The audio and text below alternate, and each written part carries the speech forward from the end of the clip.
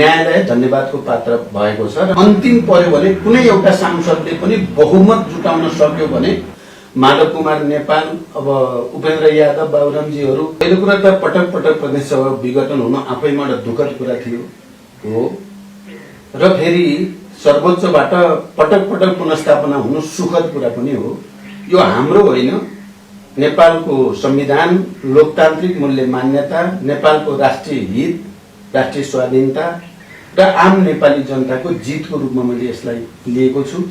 त्यस अर्थमा सर्वोच्च अदालत प्रधान न्यायाधीश लगायत न्यायाधीशजीहरू बधाईको पात्र हुनुभएको छ।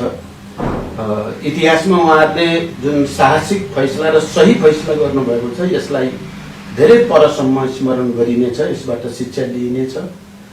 विगतमा भएका थुप्रै कमीहरूलाई सच्याएर राजनीतिक दलहरूले अगाडि बढ्ने र लोकतान्त्रिक तरिकाले देशलाई समृद्धिको यात्रातिर लैजाने, पारदर्शितातिर लैजाने एउटा अवसर फेरि प्राप्त भएको छ। त्यस अर्थमा यो आम नेपाली जनताको जित हो भन्ने म ठान्छु। यसलाई पनि मैले संविधानको सही व्याख्याको रूपमा ठान्दछु र यस अर्थमा पनि न्यायालय धन्यवादको पात्र भएको छ र न्यायालयको गरिमा पनि बढेको छ।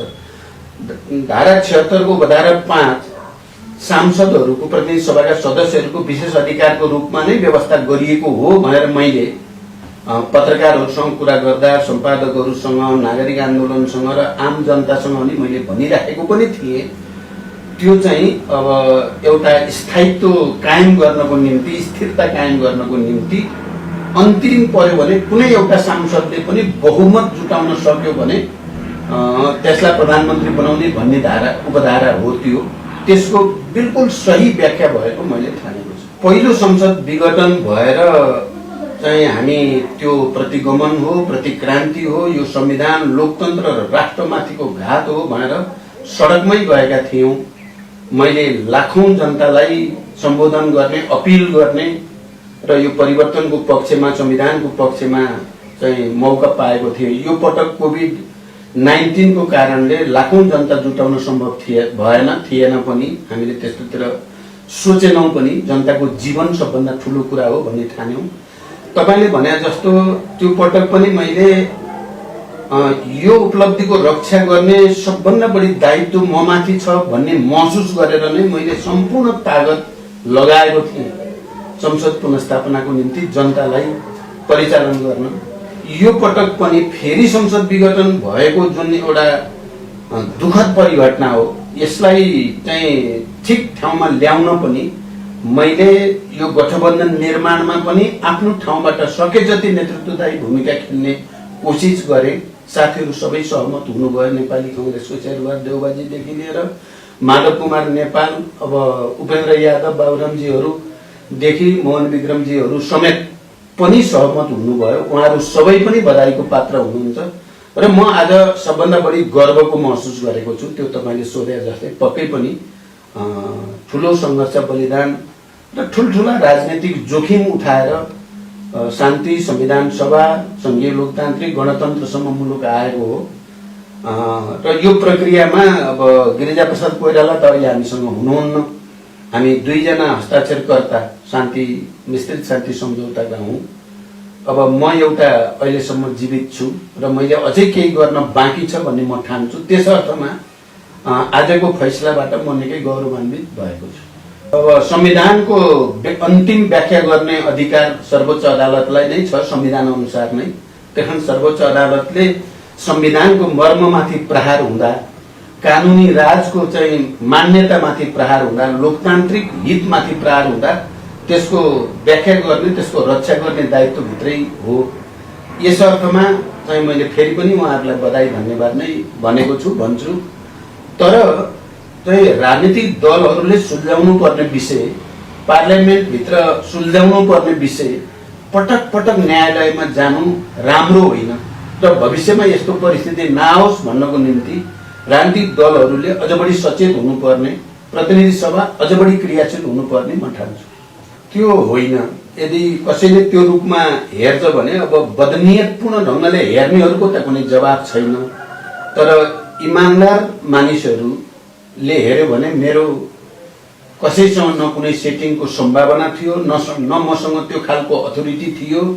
किनभने मैले संविधानलाई हेरेर सर्वोच्च अदालतले नै गरेको अघिल्लो फैसलाको मर्मलाई हेरेर भन्दा र हामीले जसरी यो ऐनको व्यवस्था अनुसार, संविधानको व्यवस्था अनुसार 149 जनाको हस्ताक्षर लिएर राष्ट्रपति कहाँ गएका थियौं र राष्ट्रपतिले तुरुन्तमै शेरबहादुर देउवाजीलाई प्रधानमन्त्री नियुक्ति गरेर विश्वास मत लिन जानुस् भन्नुपर्ने ठाउँमा कुतर्क गरेर चाहिँ त्यसलाई अवैध के अरे आधार नपुगेको भन्ने जस्तो गलत काम गरेको हुनाले र प्रधानमन्त्रीले चाहिँ संविधान पटक पटक मिच्ने र अवैधानिक ढंगले फेरि धारा 5 मा जाने कुरा गरेको हुनाले मलाई के विश्वास थियो भने सर्वोच्चले यो संविधान नबुझ्ने कुरा छैन, ऐनको व्यवस्था नबुझ्ने कुरा छैन, नजिरहरू इतिहासका नबुझ्ने कुरा छैन, त्यसकारण त्यही निर्णय हुन्छ भनेर मेरो धारणा मात्रै भनेको हो।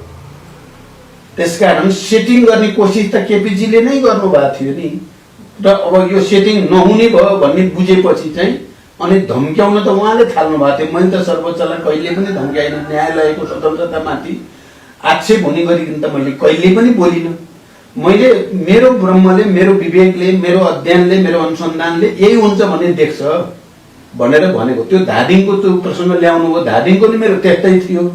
त्यसलाई सेटिङ भने जस्तो हल्ला गराइयो, त्यसलाई खण्डन गर्ने क्रममा भने हो मैले। अहिले पनि म भन्छु फेरि पुनर्स्थापना हुन्छ, शेरबहादुर देउवाजी नै प्रधानमन्त्री हुनुहुन्छ भन्ठानेको छु मैले। अब मैले यसो भन्यो भनेर सेटिङ हुने हो र?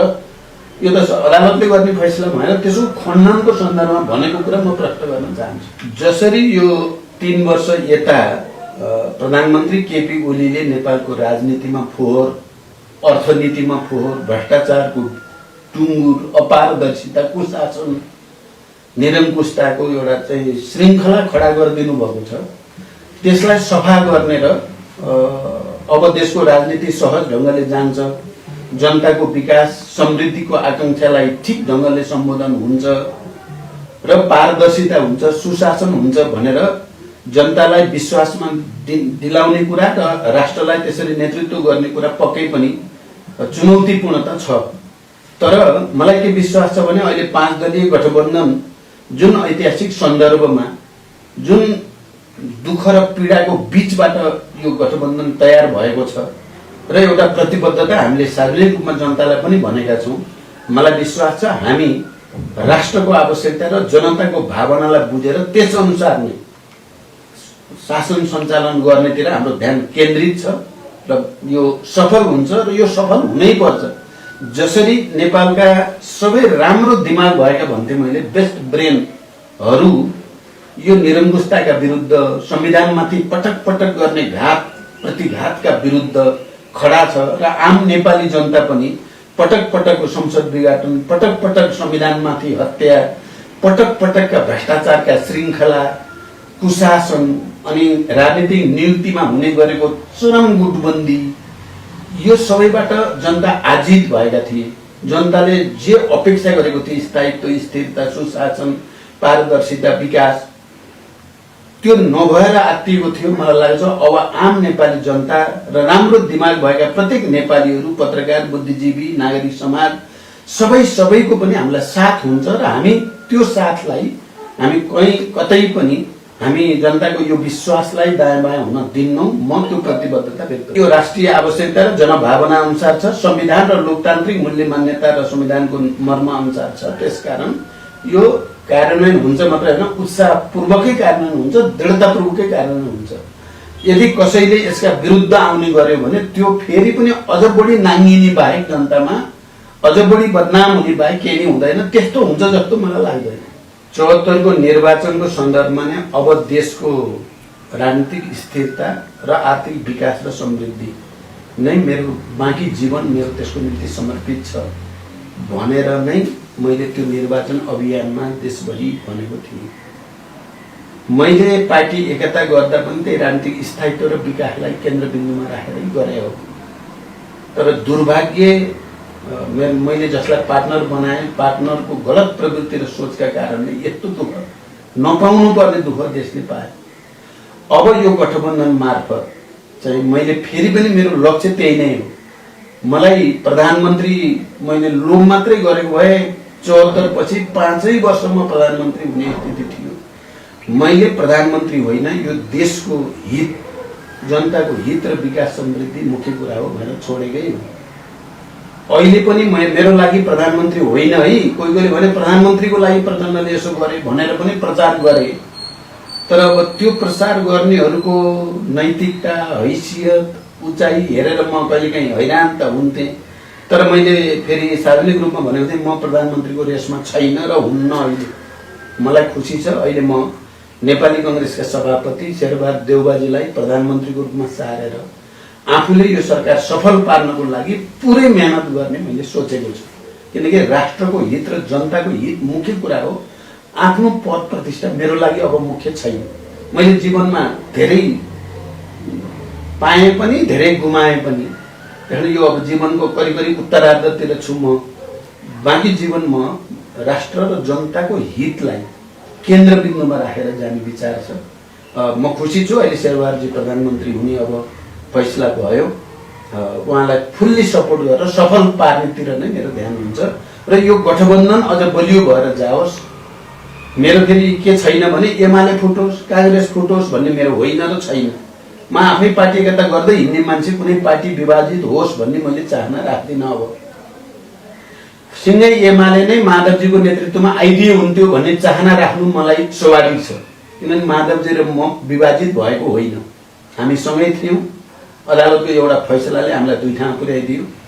हाम्रो भावना र विचार अहिले पनि एकै ठाउँमा छ र मलाई लाग्छ एमाले भित्रका धेरै साथीहरू जो केपीजीसित नजिक विविध कारणले हुनुभएको छ, उहाँहरू पनि मलाई घृणा गर्नुहुन्छ भन्ने मलाई लाग्दैन। धेरैले मलाई माया नै गर्नुहुन्छ र अहिलेको यो परिस्थितिले फेरि एकचोटि राष्ट्रिय एकता कायम गर्नेतिर, यो गठबन्धनलाई मजबुत गर्नेतिर, जनभावना र राष्ट्रको आवश्यकता अनुसार सुशासन दिनेतिर, विकास र समृद्धि दिनेतिर नै हाम्रो ध्यान, हाम्रो शक्ति केन्द्रित